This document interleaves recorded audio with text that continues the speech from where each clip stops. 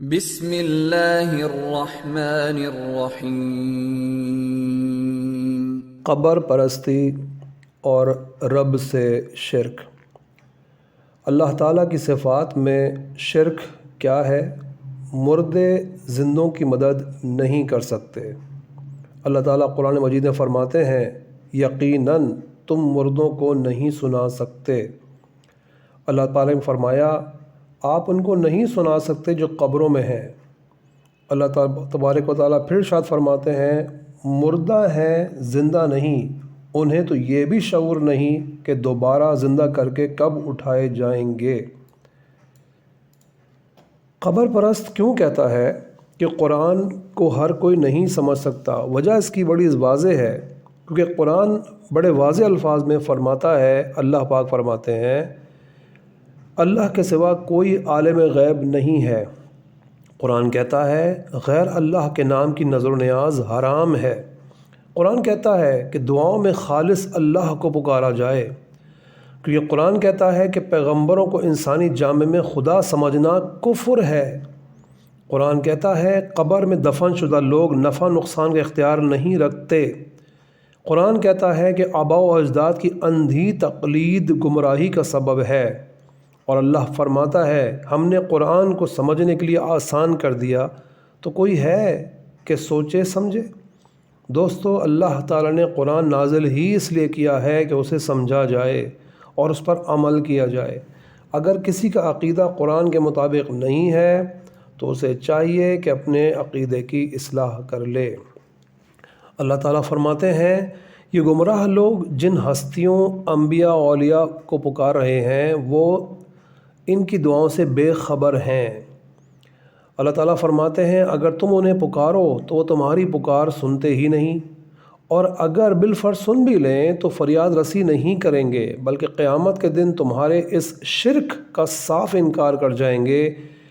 آپ کو کوئی بھی حق تعالیٰ جیسا خبردار خبریں نہیں دے گا، لہٰذا صرف اپنے باخبر رب کو ہی پکاریں، اسی سے دعائیں کریں، باقی سب سہارے مکڑی کے جالے سے بھی کمزور ہیں۔ اللہ تعالیٰ قرآن مجید میں فرماتے ہیں ترجمہ، اور جن جن کو یہ لوگ اللہ تعالیٰ کے سوا پکارتے ہیں وہ کسی چیز کو پیدا نہیں کر سکتے بلکہ وہ خود پیدا کیے ہوئے ہیں۔ مردے ہیں زندہ نہیں، انہیں تو یہ بھی احساس نہیں کہ کب اٹھائے جائیں گے۔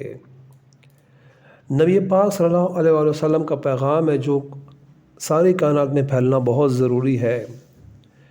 کیا؟ سنیے، قبروں کو سجدہ کرنا حرام، صحیح بخاری۔ قبروں کو پختہ بنانا حرام، صحیح مسلم۔ قبروں پر دیے موم بتی جلانا حرام، سنن نسائی۔ قبروں پر لکھنا حرام، سنن ابی داؤد۔ قبروں پر مجاور بن کر بیٹھنا حرام، صحیح مسلم۔ قبروں پر عرس میلاد میلے لگانا حرام۔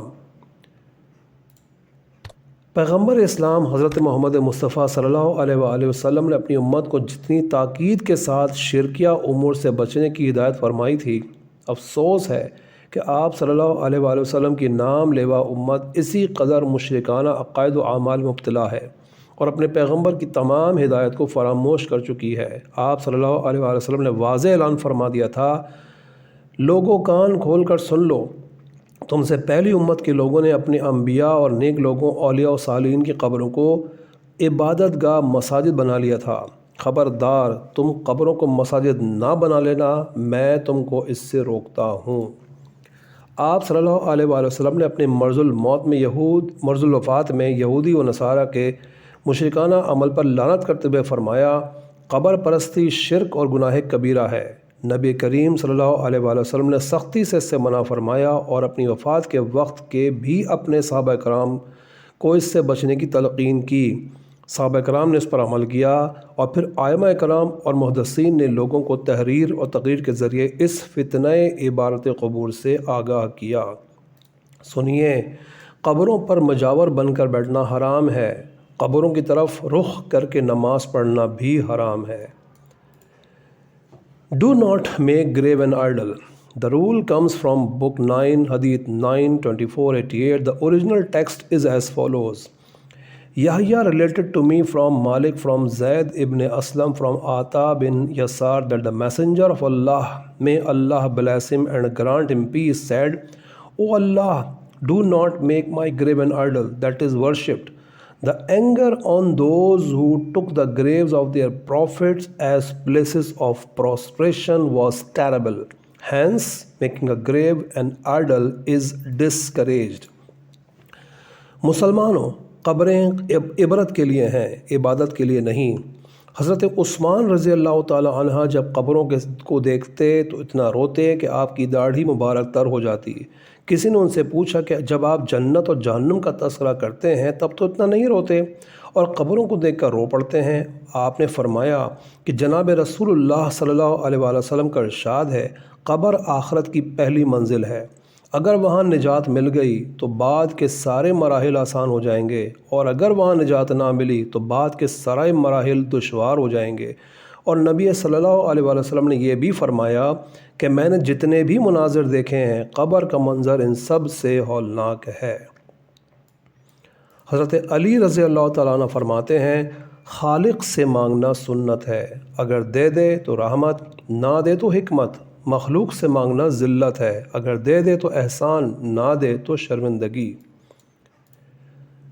ربنا تقبل منا انک انت السمیع العلیم، اے ہمارے رب ہم سے یہ خدمت قبول فرما لے، یقیناً تو سب کچھ جاننے والا، سننے والا ہے۔ حدیث رسول صلی اللہ علیہ وآلہ وسلم کی ترویج میں آپ اپنا حصہ ڈالنے کے لیے ثواب کی نیت سے آگے بھیجیے اور اس چینل کو سپورٹ کیجیے۔ جزاک اللہ خیر۔